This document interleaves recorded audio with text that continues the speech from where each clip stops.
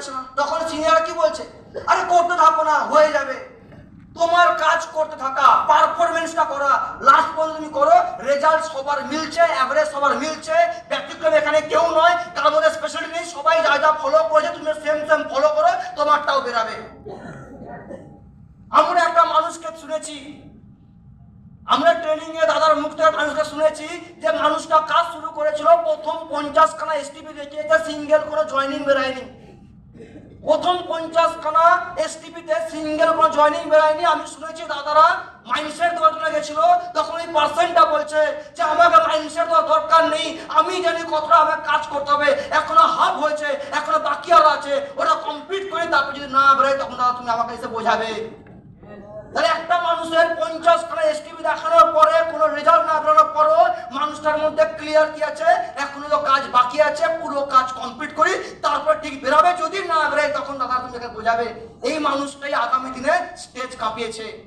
এই মানুষটি আগামী দিনে বিকাশ ঘোষের টিমের one of the legendary figure mister Alok Pal. মানুষটা পাগল ছিল না, এই পার্সনটা পাগল ছিল না। এই মানুষটা জিজ্ঞেস পর্যন্ত করেনি আর কত করতে হবে, আর কত করতে হবে, আর কত করতে হবে। মানুষটা প্রথম দিনই বুঝে গেছিল কমপ্লিট করতে হবে, দ্যাটস ইট। আমার কাজ কমপ্লিট করা, এন্ড পর্যন্ত যাওয়া, তারপরে যদি না হয় তখন ব্যাপারটা আসবে সিনিয়রদের। তার আগে আমার কাছে শুধু কমপ্লিট করে যাওয়া। মানুষটা করে গেছে, করে গেছে, করে গেছে, রেজাল্ট বেরিয়েছে, বেরায়নি, ডাজন্ট ম্যাটার। যখন কাজ শুরু করেছিলাম ফ্রেন্ড লিস্ট মোটামুটি বানিয়েছিলাম 120টা প্লাস ফ্রেন্ড লিস্টও বানিয়েছিলাম। আর আমি কাজ করতাম বেসিক্যালি প্রথম কলকাতায়, আমাদের একটা অফিস ছিল বারাসাতে, ওখানে কাজ করতাম। আমার সব ফ্রেন্ডরা হচ্ছে মেদিনীপুরের, কিছুজন গ্রামের মানে দাঁতনের, আর কিছুজন হচ্ছে তোমার মেদিনীপুরের। তো আমি ছিলাম বিএসসি, মানে সায়েন্স ফাইন্স ব্যাপারটা ছিল, বুঝলাম কি বুঝলাম না। এবার ওই সময় দাঁড়িয়ে সায়েন্স মানে কি, যে পাড়ায় একদম চওড়া হয়ে ঘুরে, আমি সায়েন্স। তো আমি যথারীতি যখন দাদারা বলেছে লিস্ট করতে, লিস্টও করেছি, মেসেজও দিয়েছি। তো দুটো ক্যাটাগরি আমার ছিল ফ্রেন্ড লিস্টের মধ্যে। একটা ক্যাটাগরি যারা চওড়া হয়ে ঘুরছে, আমি সায়েন্স, আমি এইসব কাজ করবো না, আমি জন্মেছি কি হওয়ার জন্য, মিনিমাম টিচার, প্রফেসর, বিজ্ঞানী, আইনস্টাইন কিছু হওয়ার জন্য জন্মেছি, এইসব আমার জন্য নয়। মানে ওর মাথায় লকই হয়ে গেছে জিনিসটা। আমি সায়েন্সের কথাই বলছি, টাইম কম্পাউন্ড সায়েন্সই বলছে, ওটাও বুঝছে না, ও যেটা বোঝে ওটাই বোঝে। চলো, খুব ভালো ব্যাপার। এবং তারপরে ছিল ডিস্টেন্স এত দূর, তখন তো অনলাইন ছিল না। আর একটা ক্যাটাগরি ছিল যে চাই কিছু করতে জীবনে, ওরা সায়েন্স নয়, চাই কিছু করতে, কিন্তু ওরা ছিল আমার গ্রামের।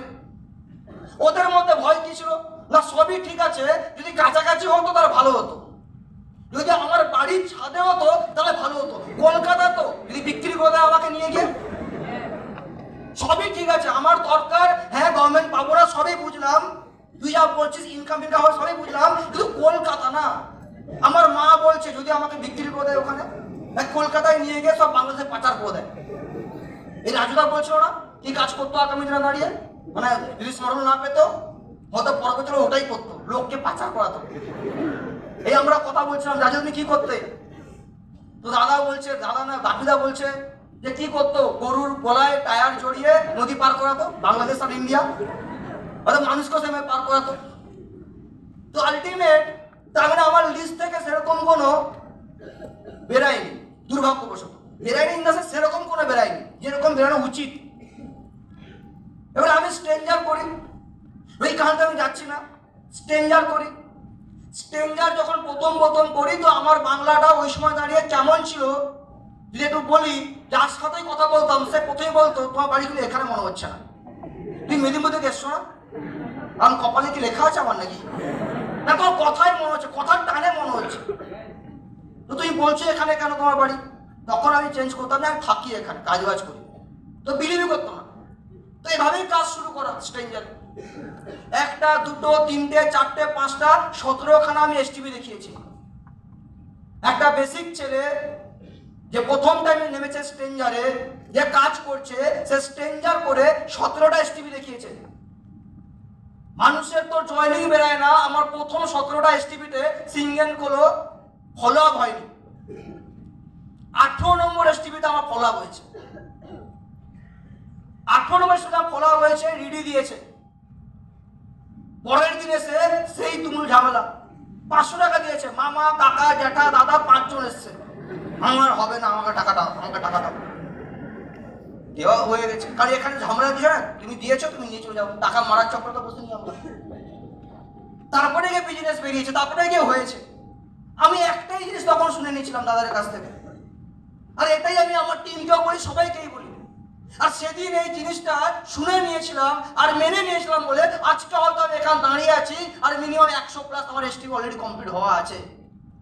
কি দাদারা একটাই কথা বলেছিল, সবই অ্যাভারেজ, 100 ডিগ্রি বেরাবে না, কিছু তো বেরাবে, আর কিছু তো বেরাবে না। তো ভেবে নাও এটা না বেরোনোর পার্টে পড়ছে, এখনো বেরোনোর পার্টটা তো বাকি আছে। তুমি শুধু পারফরমেন্সটা করে যাও, তোমার কাজ কি কমপ্লিট করা, তোমার কাজ এন্ডে গিয়ে কমপ্লিট করা। তারপরে যদি না হচ্ছে তখন আমরা তোমাকে কি করতে হবে কি হবে কি শিখে বলে দেবো, কিন্তু তোমার এখন কাজ কন্টিনিউয়াস করে যাওয়া। আমরা করে গেছি। দাদা বলতো শুধু খুঁড়ে যাও, মাটি খুঁড়ে যাও, মাটি খুঁড়ে যাও, মাটি খুঁড়ে যাও, জল ঠিক বেরাবে, জল কখন বেরাবে এতে ফোকাসিং করো না, তোমার কাজ যতটা খোঁড়া উচিত মাটি তুমি শুধু খুঁড়তে থাকো, খুঁড়তে থাকো, খুঁড়তে থাকো, খুঁড়তে থাকো। এটাই মেনে নিয়েছি, প্রত্যেকটা মানুষ যারা এখানে এসছে প্রত্যেকে এই সূত্রটাই মেনে নিয়েছে। আর এটাই স্মার্ট ভ্যালু থেকে সাকসেসফুল হওয়ার সিক্রেট, আর কিছুই নয়। তোমাকে যতটা করতে হবে ততটা তুমি করে যাও, করে যাও, করে যাও। স্মার্ট ভ্যালুর একটা এমন প্ল্যাটফর্ম যাকে বলে গড গিফটেড। এখানে তুমি এফোর্ট দেবে, এনার্জি দেবে, রিটার্ন কিছু পাবে না, এখনো বলতে একদম বলতে পারবে না। তুমি এফোর্ট দিচ্ছ, টাইম দিচ্ছ, এনার্জি দিচ্ছ, তোমাকে স্মার্ট ভ্যালু খালি হাতে ফেরাবে না, সে তুমি এখানে থাকো বা না থাকো। আমি এরকম অনেক মানুষকে দেখেছি যে এখানে টাইম দিয়েছে, এফোর্ট দিয়েছে, এনার্জি দিয়েছে, সে কোনো কারণে এখানে নেই, কিন্তু এখনো তার রিটার্ন সে পেতেই আছে, পেতেই আছে, পেতেই আছে। এটা হচ্ছে স্মার্ট ভ্যালু বস।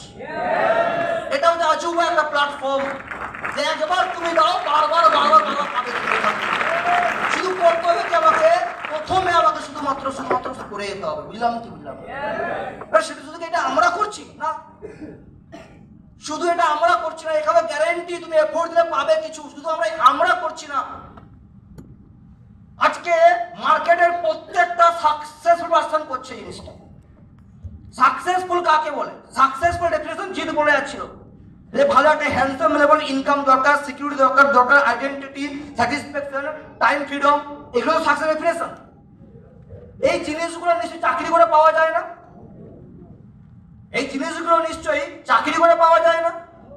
এগুলো যারা পায় তাদের জন্য একটা স্পেশাল প্ল্যাটফর্মে গিয়ে ওদেরকে ওখানে এফোর্ট দিতে হয়, তারপরে কি হচ্ছে যাদেরকে আমরা কি বলি কি সাকসেসফুল পারসন।